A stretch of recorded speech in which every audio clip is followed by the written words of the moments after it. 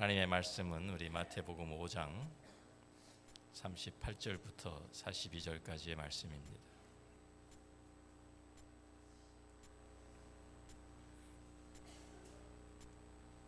또 눈은 눈으로 이는 이로 갚으라 하였다는 것을 너희가 들었으나 나는 너희에게 이르노니 악한 자를 대적하지 말라. 누구든지 내 오른편 뺨을 치거든 왼편도 돌려대며 또 너를 고발하여 속옷을 가지고자 하는 자에게 겉옷까지도 가지게 하며 또 누구든지 너로 억지로 오리를 가게 하거든 그 사람과 심리를 동행하고 내게 구하는 자에게 주며 내게 꾸고자 하는 자에게 거절하지 말라. 아멘.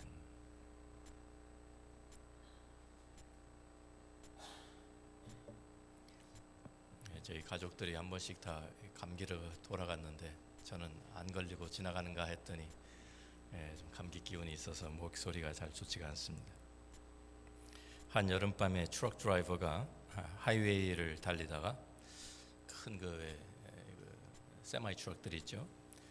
하이웨이 옆에 있는 24시간 여는 이제 식당에 이제 쉬려고 들어갔습니다. 오랜 시간 동안 운전한 후라 많이 지쳐 있었고 배가 고팠습니다. 그래서 자리에 앉아서 웨이트레스에게 음식을 주문하고 좀 기다리니까 이제 주문한 음식이 나와서 먹으려고 막 하는 참에 먼저 와 있던 3명의 모터사이클 갱들이 다가와서 시비를 걸기 시작했습니다.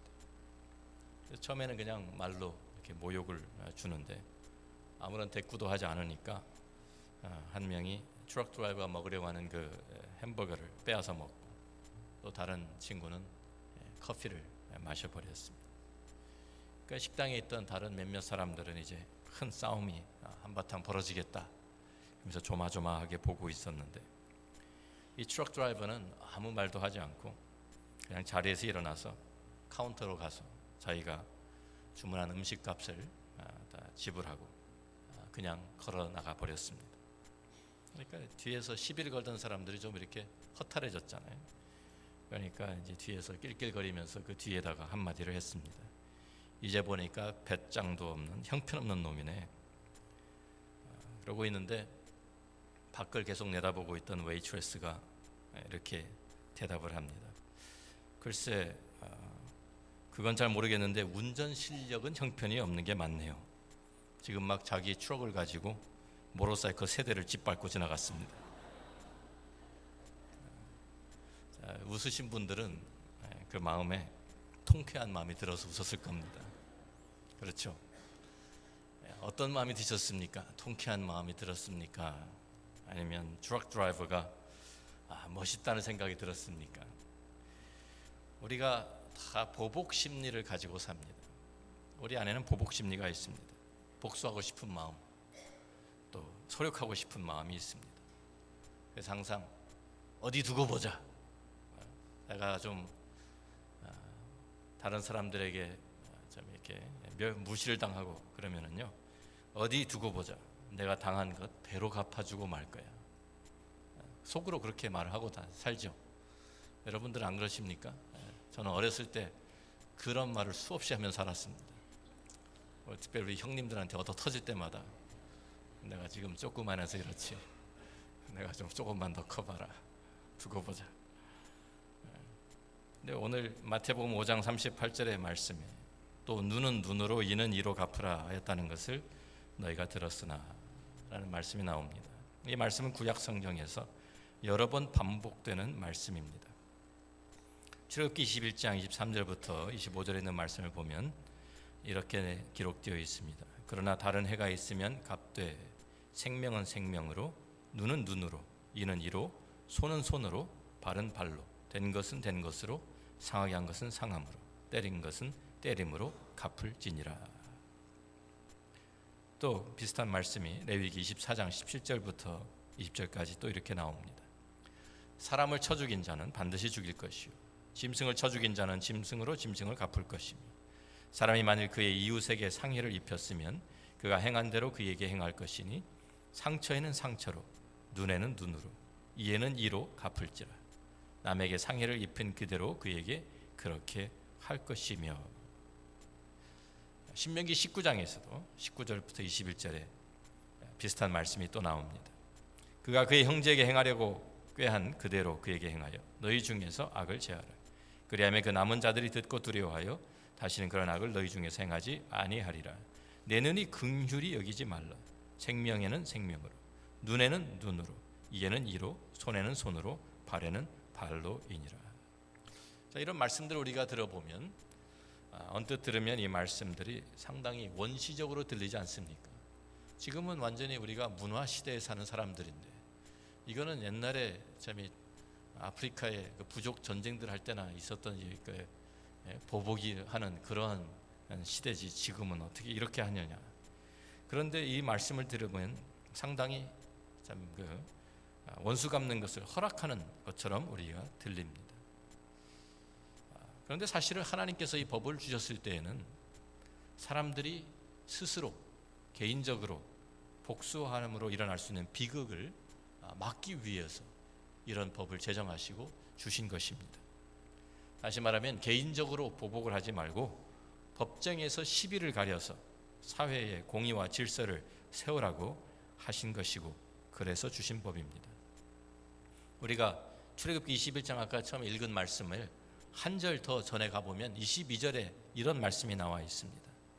거기 그 배경이 나와 있는데요. 사람이 서로 싸우다가 임신한 여인을 쳐서 낙태하게 하였으나 다른 해가 없으면 그 남편의 청구대로 반드시 벌금을 내되 재판장의 판결을 따라 낼 것이니라.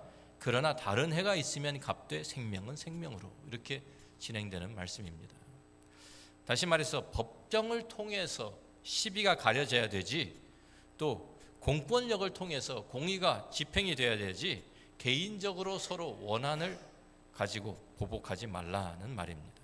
그래서 거기 재판장의 판결을 따라, 그래서 이 말씀들은 재판장들이 어떤 기준을 가지고 이런 판결을 내릴 때 어떻게 그 판결을 내려야 되는가, 그 기준을 제시하고 있는 그러한 법조항들입니다.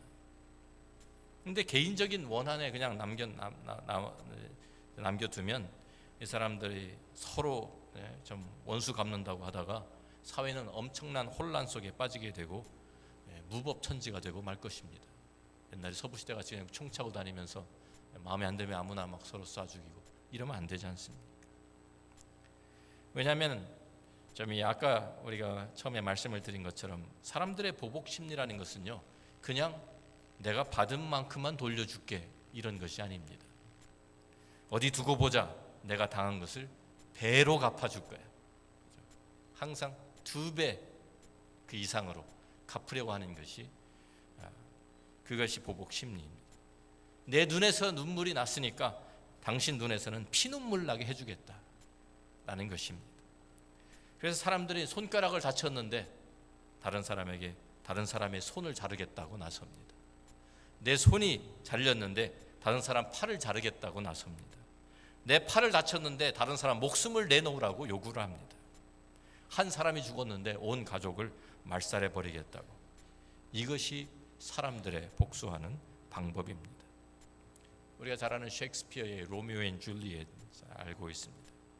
아름다운 사랑의 이야기지만 그 로미오 앤 줄리엣 두 주인공은 두 집안에 서로 싸우고 원수와 같이 싸우고 있는 집안의 아들과 딸입니다.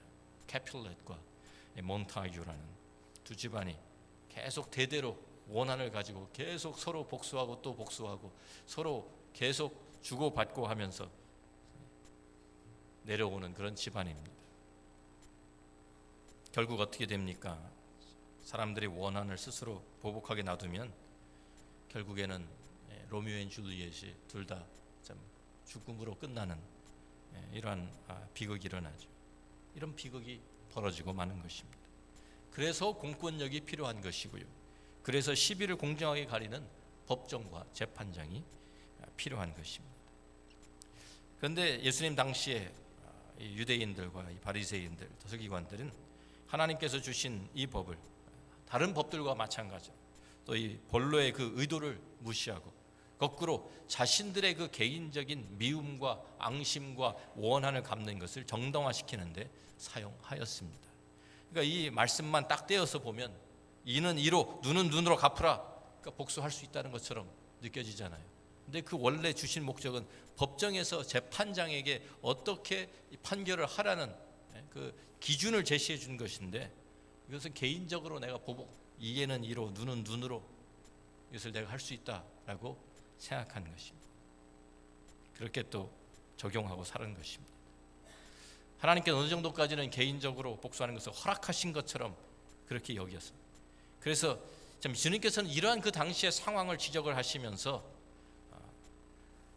눈은 눈으로 이는 이로 갚으라 했다는 것은 너희가 들었으나 나는 너희에게 이르노니 말씀하시면서 악한 자를 대적하지 말라고 말씀하신 것입니다. 개인적인 보복은 하지 말라. 그런데 이 악한 자를 대적하지 말라고 하신 말씀을 또 역시 우리가 참 이것을 절대적인 기준으로 받아들이면 문제가 생길 수 있습니다. 이 말씀 어떤 사람들은 모든 악을 그대로 보고만 있으라는 말로 오해를 합니다. 우리가 악한 일들이 우리 주위에 얼마나 수없이 일어납니까? 그런데 그 모든 것을 그냥 우리들이 수동적인 자세를 가지고 다른 사람들에게 어떤 일이 일어나든지 간에 상관하지도 말고 그거 뭐 돕지도 말고 그냥 내버려 둬라, 침묵하고 있어라, 이런 말씀으로 받아들이면 안 되는 것입니다. 악한 자를 대적하지 말라고 했다고 옆에 어떤 사람이 이유도 없이 막 맞고 죽어가고 있는데 그냥 보고만 있을 것입니까? 죽게 내버려 둘 것입니까? 길에서 어떤 여자가 추행을 당하고 있는데 그냥 그거 지나가면서 보고 목격만 하고 개입하지 않을 것입니까? 다른 사람의 것을 소매치기 해가지고 훔쳐가는 것을 목격했는데 아이 뭐 내 거 아닌데 침묵하고 말 것입니까? 그것은 비겁한 짓입니다. 악한 자를 대적하지 말라고 하신 것은 이런 일에 다른 사람들의 거기에 상관하지 말고 그냥 그만 보고만 있어라, 그런 말은 절대로 아닙니다.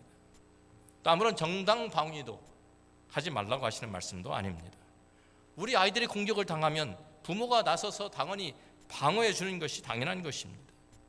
악한 자가 나를 참 해하려고 하면 나 자신을 지키는 것도 당연한 것입니다.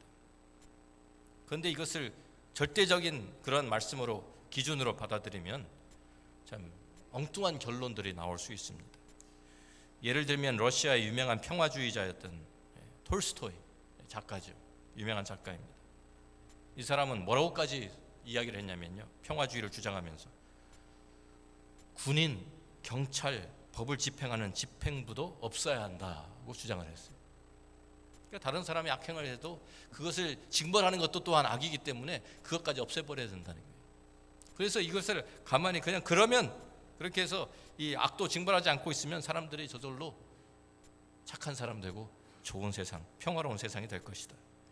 얼마나 어린아이와 같이 순진한 생각입니까? 주님께서 악한 자를 대적하지 말라고 하신 것은 절대로 법을 집행하는 그러한 기관이나 정부나 경찰이나 군인들이 필요 없다는 말씀이 절대로 아닙니다. 그렇지 않으면요, 이 세상이 악한 사람들이 판치는 세상이 될 것이고요, 범죄자들의 소굴이 되고 말 것입니다. 로마서 13장 1절부터 4절 말씀은 우리 하나님께서 우리에게 주신 분명한 권세를, 땅에 주신 권세를 말씀하고 있습니다. 각 사람은 위에 있는 권세들에게 복종하라. 권세는 하나님으로부터 나지 않음이 없나니 모든 권세는 다 하나님께서 정하신 바라. 그러므로 권세를 거스르는 자는 하나님의 명을 거스름이니 거스르는 자들은 심판을 자취하리라. 다스리는 자들은 선한 일에 대하여 두려움이 되지 않고 악한 일에 대하여 되나니 내가 권세를 두려워하지 아니하려느냐? 선을 행하라. 그리하면 그에게 칭찬을 받으리라. 그는 하나님의 사역자가 되어 내게 선을 베푸는 자니라. 그러나 내가 악을 행하거든 두려워하라. 그가 공연히 칼을 가지지 아니하였으니 하나님의 사역자가 되어 악을 행하는 자에게 진노하심을 따라 호응하는 자니라. 그래서 하나님께서 이 땅에 교회를 세우신 것처럼 하나님께서 이 땅에 정부도 하나님께서 세워주셨습니다. 그리고 그 정부에 하나님께서 권세를 주셨습니다. 그래서 그 하나님께 주신 권세를 가지고 정부는 그 나라의 백성들을 보호하고 질서를 유지하는 것입니다. 권선징악을 하는 것입니다. 그래서 이런 기관이 없으면 온 세상이 무법천지가 되고 말 것이니까요. 예수님께서 지금 하시는 말씀은 이런 뭐 정부나 경찰, 구원 이런 악한 자를 대적하지 말라는 말씀이 그런 뜻을 이야기하신 것이 절대로 아닙니다.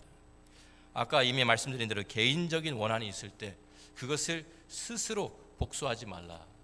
차원에서 말씀을 하신 것입니다. 개인적인 차원의 보복행위 하지 말라는 것이죠. 우리가 잘 아는 로마서 12장 19절 말씀을 우리 한번 같이 읽어봅니다. 같이 우리 띄워주시고 같이 한번 읽어보겠습니다. 내 사랑하는 자들아, 너희가 친히 원수를 갚지 말고 하나님의 진노하심에 맡기라. 기록되었으되 원수 갚는 것이 내게 있으니 내가 갚으리라고 주께서 말씀하시니라. 그런데 크리스천의 삶이라는 것은요, 그냥 보복 행위를 내가 하지 않겠다라는 결심하는 것에서 그치는 것이 아닙니다. 내가 당연히 눈은 눈으로, 이는 이로 갚을 권리가 있는데 그 권리를 내가 사용하지 않겠다, 그것을 행사하지 않겠다, 여기에서 그치는 것이 크리스천의 삶이 아닙니다. 주님께서 요구하시는 것은 한 차원 더 높은 차원으로 살아가라고 우리에게 말씀하십니다. 복수하지 않겠다는 정도가 아니라 도리어 자신을 내어주는 희생의 삶을 살아라, 그렇게 우리에게 요구하십니다. 그러면서 네 가지 예를 우리에게 들어주시는데, 마태복음 5장 39절에 보면 누구든지 악한 자를 대적하지 말라 하시면서 누구든지 내 오른편 뺨을 치거든 왼편도 돌려대며. 뺨을 맞는다는 것은요, 예나 지금이나 모욕을 당하는 것입니다. 이 뺨에 맞아서 아픈 것보다 창피를 당한 것이 더 마음이 아프고 인격이 짓밟힌 것이 더 아픈 것이죠. 자, 그런데 여기에 오른편 뺨을 맞았다 그러는 거죠. 자, 그러면은 상대방이 왼손잡이가 아닌 이상 오른편 뺨을 맞을 리가 없죠. 어떻게 때립니까? 보통 많은 사람, 대다수의 사람들이 오른손잡인데 오른손으로 치면 어떻게 맞습니까? 왼뺨을 맞겠죠. 뒤에서 때립니까? 등 뒤에서 이렇게 이쪽을 오른손으로 때리지는 않을 거 아니에요. 마주보고 서서 때리는데 왼편을 맞는 것이 당연한데 왜 오른편 뺨을 맞았다 그러는 거예요. 그것은요, 오른손으로 때렸지만 손등으로 쳤기 때문입니다. 손등으로 이렇게 쳤다는 거예요. 그것은 더 뺨을 맞는 데서 제일 모욕적인 것이 그 당시 유대인들한테 최고의 모욕입니다. 손등으로 맞았다는 것이. 그래서 참 그렇게 모욕을 당했어도 그 말입니다. 왼편도 돌려 또 한 번 맞을 각오로 사는 것이. 크리스천의 삶이라는 것은, 예수 그리스도의 제자로 산다는 것은 그냥 보복을 하는 것, 그것을 내가 하지 않겠다로 멈추는 것이 아니라 뺨을 한 대 더 맞을 각오로 사는 것이 크리스천의 삶이다라는 것입니다. 두 번째 우리에게 주신 그 예는 5장 40절에 또 너를 고발하여 속옷을 가지고자 하는 자에게 겉옷까지도 가지게 하며. 속옷과 그 당시에 유대인들이 입고 다니던, 그 이스라엘 사람들이 입고 다니던 속옷과 겉옷 가운데 더 값이 나가고 중요한 것이 무엇이냐면 겉옷입니다. 속옷은, 가난한 사람들도 속옷은 몇 벌씩 가지고 있었어요. 그런데 이 겉옷은 가난한 사람들은 대개 겉옷 하나밖에 없는 경우가 대부분이었습니다. 이 겉옷은 두꺼운 천으로, 담요 같은 천으로 만들어 가지고요, 거기에 거기도 사막 지역이니까 일교차가 심해서 밤이 되면 춥습니다. 그래서 이 두꺼운 천으로 만든 겉옷을 길게 입고 다니면서 여행할 때나 밖에서 노숙하게 될 때, 밖에서 잠을 자게 되면 추위를 피할 수 있도록 담요같이 자기 온 몸을 감싸고 잘 수 있는 거예요. 그래서 이 겉옷이 굉장히 중요합니다. 얼마나 중요하냐면 출애굽기 22장 26절 27절에 보면 이런 법까지 있었어요. 내가 만일 이웃의 옷을 전당 잡거든 해가 지기 전에 그에게 돌려보내라. 그것이 유일한 옷이라. 그것이 그의 알몸을 가리러 오신즉 그가 무엇을 입고 자겠느냐. 그가 내게 부르짖으면 내가 들으리니 나는 자비로운 자임이니라. 사실 전당을 잡힐 때 속옷은 값도 안 나가니까 전당 잡힐 수도 없어요. 겉옷을 잡히는데, 겉옷을 잡히고 돈을 빌렸는데 그 옷도 해가 지기 전에 돌려주라. 왜? 그거 없으면은 그거 덮고 자는, 그게 유일한 옷이고 그것이 담요인데 그것이 이불이에요. 그 이불 덮고 자야 되는데 그것 없으면 그 사람은 그냥 덜덜 떨면서 자야 되니까. 그래서 이런 법까지 만들어 놓았습니다. 그런데 그 속옷을 지금 별로 가치 없는 속옷을 빼앗아가려고 소송을 건 사람에게 더 중요한, 더 값나가는 겉옷까지도 내어주라는 것이 바로 크리스천의 삶이라고 주님이 가르치신 것입니다. 마태복음 5장 41절을 계속 보면 세 번째로 또 예를 들어주시는데 또 누구든지 너로 억지로 오리를 가게 하거든 그 사람과 십리를 동행하고. 그 당시에 로마의 치하 있지 로마의 치하에서 살지 않았습니까? 로마의 군인들은 필요하면 누구에게든지 자신의 짐을 지우고 1000보를 동행하도록 명령할 수 있었습니다. 1000보라는 것은 그래서 로맨 마일이라고 해요. 그래서 걸음으로 1000보까지는 누구든지 자기가 가다가 그 군인이, 로마 군인이 아무나 잡아가지고 내 짐을 지고 따라와 그러면 1000보까지 따라가야 됩니다. 그게 법이었습니다. 그러니까 지금 자기도 갈 길이 바쁜데 자기 거 멈추고 엉뚱한 사람 따라 그 사람 짐을 대신 지고 가줘야 되고요. 자기도 지금 할 일이 있는데 그거 다 놓고 이 사람이 요구하면 무조건 따라가야 되는 것이. 그러니까 그게 기꺼이 했겠습니까? 전부 다 억지로 한 것입니다. 법이니까. 안 그러면은 그 로마 군인에게 또 어떤 무슨 일을 당할지 모르니까. 그래서 예수님이 참 십자가를 지실 때 구레네 시몬이 예수님 대 십자가를 진 것도 그 군인이 세워 억지로 지게 한 것이죠. 지금 이 법에 따라서 이렇게 한 것입니다. 그런데 예수님께서 억지로 할 수 없어서 동행하는 것이 아니라 그 2배까지도 기꺼이 섬겨주어라. 그것이 크리스천의 삶이라고 말씀하시는 것입니다. 마지막으로 42절에 내게 구하는 자에게 주며 내게 꾸고자 하는 자에게 거절하지 말라고 말씀하십니다. 물론 이 말씀도 우리가 지혜롭게 판단해야 될 말씀입니다. 이 말씀은 나에게도 없는 것을 다른 사람이 찾아왔기 때문에 무조건 주라는 말씀도 아니고, 우리가 길에다 보면, 여기 길 다니다 보면 요새 프로페셔널 베거들이 많죠. 하이웨이 근처에 그냥 항상 똑같은 사람들이 서가지고 뭐 이 팻말 들고 서서 도와달라고 하는 사람들도 많습니다. 진짜 필요한 사람도 있겠지만 많은 사람들은 프로페셔널 베거들이라고 들었습니다. 무슨 조합 같은 게 있어가지고 함께 그 운영하고 조직이 다 되어 있다는 그런 얘기도 제가 들었습니다.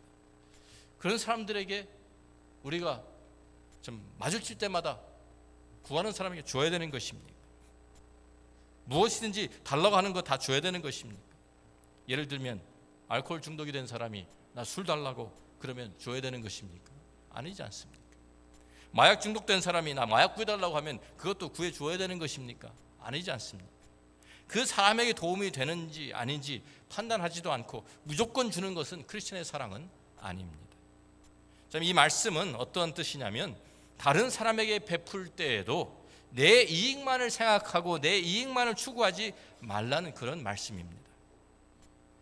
그래서 우리 크리스천의 삶이 여기에 나온 것처럼 오른뺨을 치거든 모욕을 당하는데도 그것을 우리들이 달게 받고, 또 속옷을 고발해서 가지고 하자 하는 자에게 겉옷까지도 내어주고, 억지로 오리를 동행하게 만들면 십리를 동행해주고, 구하는 자에게 주고 꾸고자 하는 자에게 거절하지 않는 이 모든 삶이 어떤 삶이냐면, 자신이 당연히 누릴 수 있는 권리를 주님과 복음을 위해서 포기하는 삶인 것입니다.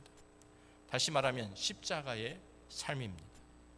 눈은 눈으로 이는 이로 갚으라는 이런 것은 자기의 권리를 찾아 누리는 것이죠. 그리고 그것이 보통 사람들이 사는 방법입니다. 그런데 주님은 우리에게, 예수님의 제자들은, 천국 백성들은 십자가를 지면서 살라고 말씀하신 것입니다. 다른 사람을 위해서 내 권리 포기하라고 말씀하신 것입니다. 마태복음 16장 24절에 보면 이런 말씀이 나옵니다. 같이 한번 읽습니다. 이에 예수께서 제자들에게 이르시되 누구든지 나를 따라오려거든 자기를 부인하고 자기 십자가를 지고 나를 따를 것이니라.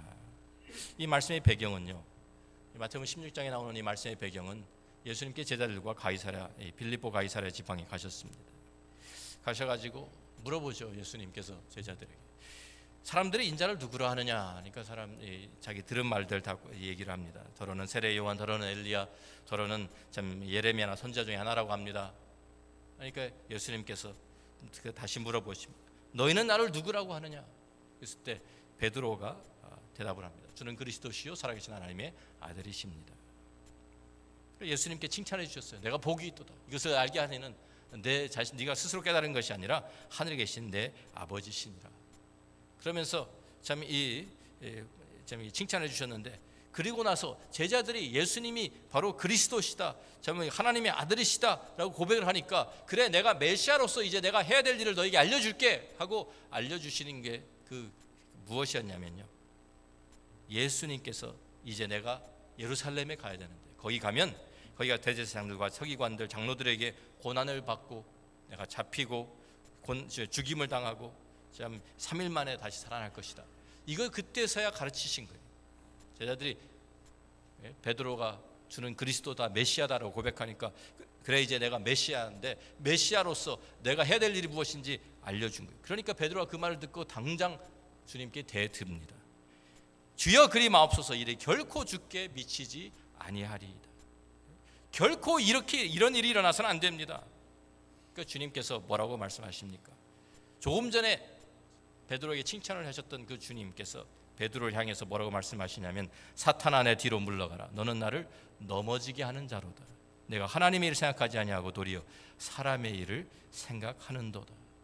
지금 왜 예수님께서 베드로 보고 사탄이라고 하셨습니까?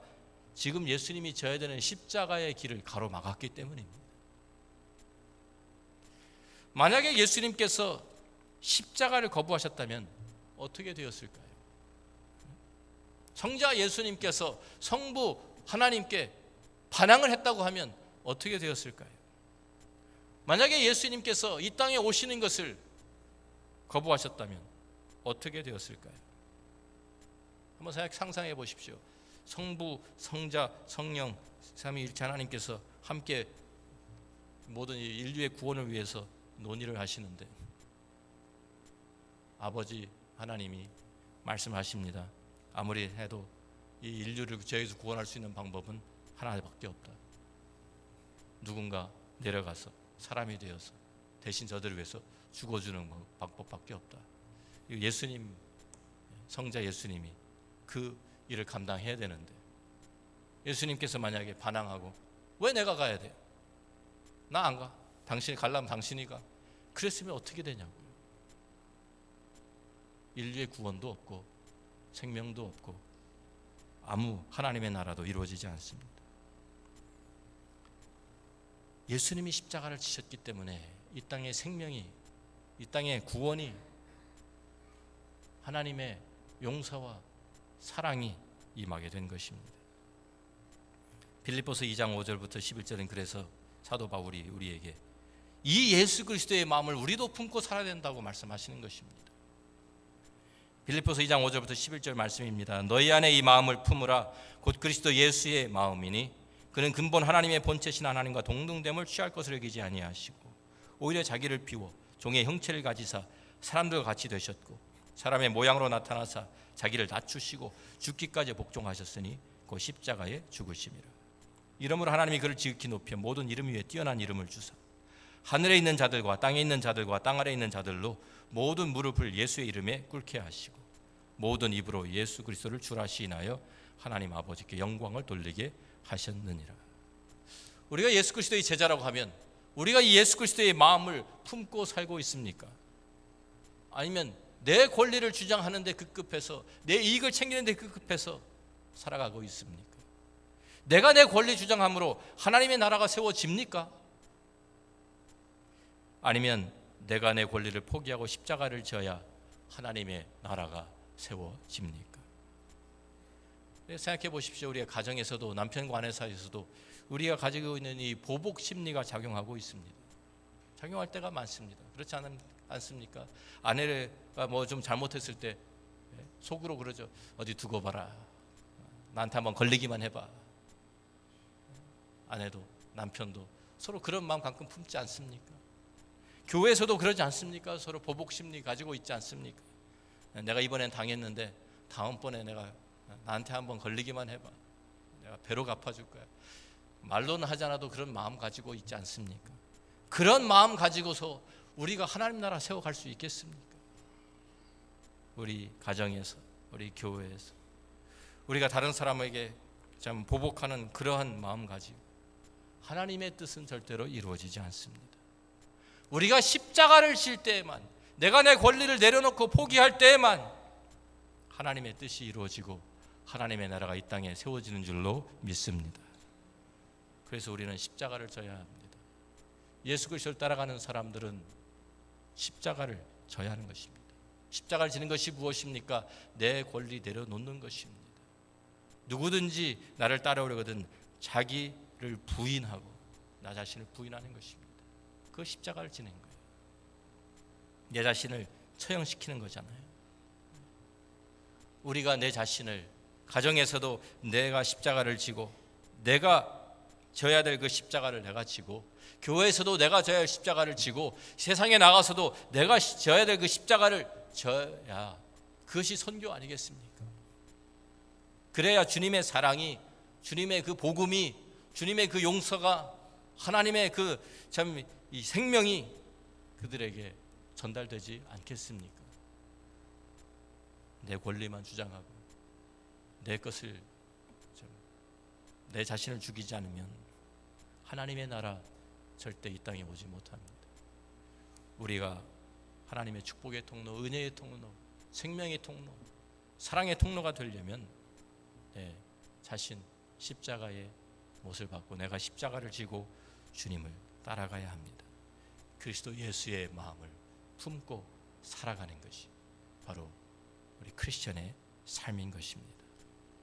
우리들 이제는 예수 그리스도의 제자로 천국 백성으로 우리가 주님께서 가신 것처럼 그 주님의 마음을 품고 내 권리 내려놓고 가정에서도 교회에서도 세상에서도 나에게 주신 그 십자가를 내가 짊어지고 주님을 따라가는, 그래서 하나님의 뜻을 이루고 하나님의 나라를 이 땅에 세워가는 저와 여러분이 되기를 주의 이름으로 축원합니다. 기도하겠습니다.